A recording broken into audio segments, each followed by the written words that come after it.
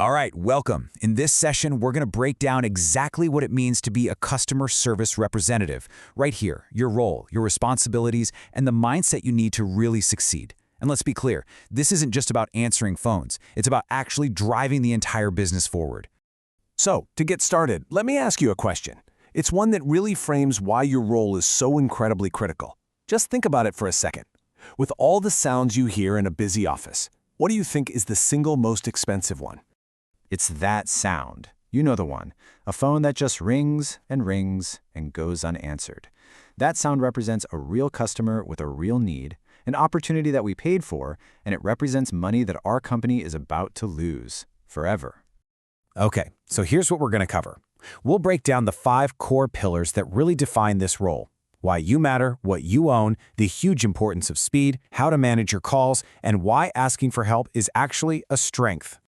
All right, let's really dive into this first one.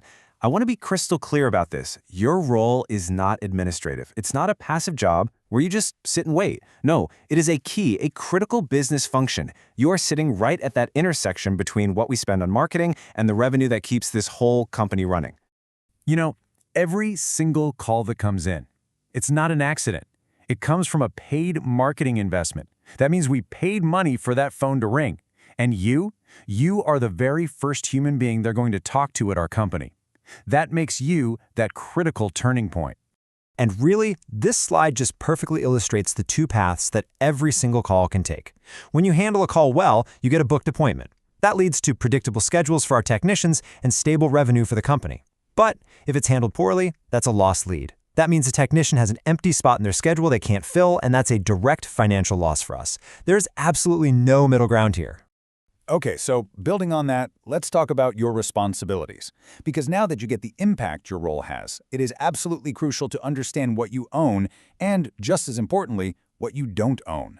So, your job at its core is to own the process flow. From the second that phone rings, you're on. You answer quickly, you guide the customer, you book the appointment, you document everything accurately, and you know when it's time to escalate. That's the flow. And hey, just as important as knowing what to do is knowing what not to do. Think of these boundaries not as limitations but as guardrails. They're there to protect everyone, you, the customer, and the company. Let me be super clear on this.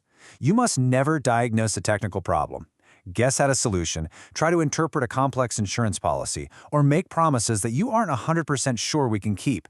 Trying to do any of this stuff, well, it just creates a ton of confusion, sets up false expectations, and trust me, it leads to much bigger problems down the road.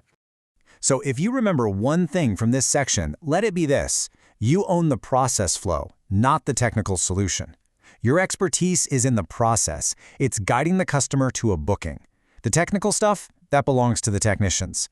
Owning your lane isn't just about rules. It's the key to your success and, frankly, your protection. Okay, let's shift gears. Let's talk about 2 things that have the biggest, most immediate impact on our results: speed and ownership. Because in this role, I'm not kidding, every single second and every single call counts. So, what are we aiming for? 4 to 7 seconds. That's the ideal time to answer a call. Why? Because to the customer, that feels basically instant. It tells them we're on the ball, we're professional, and we are ready to help them right now. Now, what's the absolute max? Under 10 seconds. This is a hard line. And the why is simple. Our data shows it crystal clear. After about 10 seconds, people just lose patience. They hang up. And where do they go? Straight to our competitors. Okay, this next one is a non-negotiable standard.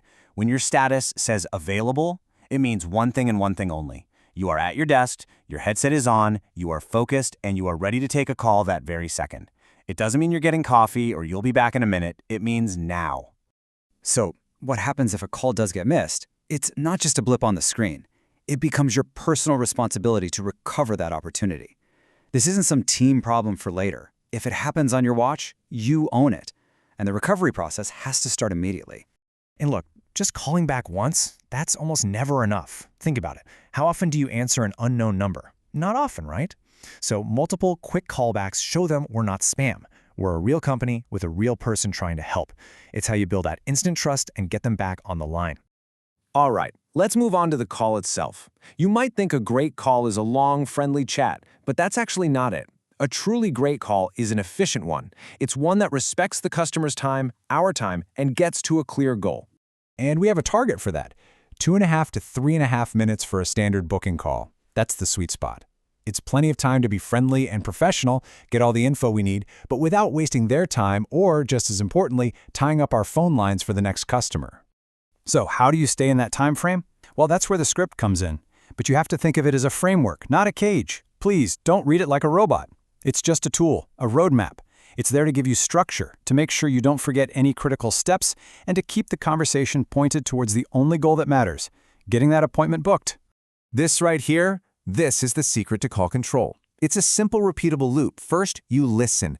Really listen to their problem. Second, you acknowledge it. Let them know they've been heard. Something simple like, okay, I understand, or I can definitely help with that. Then, step 3, you immediately guide them right back to the booking process. Listen, acknowledge, guide. That little loop keeps you in the driver's seat. Okay, last section, and this one is so important. We need to completely reframe how you think about escalation. A lot of people think escalating a call is a failure. Here, it's the exact opposite. We see it as a sign of strength. It's a professional tool. So here's the rule, and it is maybe the most important one you'll learn. When in doubt, escalate. If you are ever, for any reason, uncertain, you escalate. Don't know the answer? Escalate. Something feels weird? Escalate. Because trying to guess or wing it, that creates way bigger problems than a simple, clean escalation ever could. So when do you do it? Here are the clear triggers. If information is missing, if a customer asks for something beyond your authority, if complex warranty questions come up, or if they simply ask for a manager, escalate. In every one of these cases, escalating is the right call. It protects the customer from getting bad info, it protects the company from liability, and it protects you from getting stuck in a tough spot. It's not failure. It's just the smart, professional thing to do. All right, let's bring this all home with one final thought. You have to remember, every single person who calls us is already looking for help. They've got a problem, and they want us to solve it. Your job isn't to be a technical genius with all the answers. Your job is to be their guide. A clear, confident, and efficient guide who can get them to the next step. And that is the mindset that separates a good CSR from a truly great one. It's not a passive role. It's not about just answering questions. It's about actively converting those paid marketing opportunities into real business results. This job takes discipline, it takes focus, and it takes a real sense of responsibility. That's the standard, and that is exactly how you're going to succeed and make a huge impact in this role.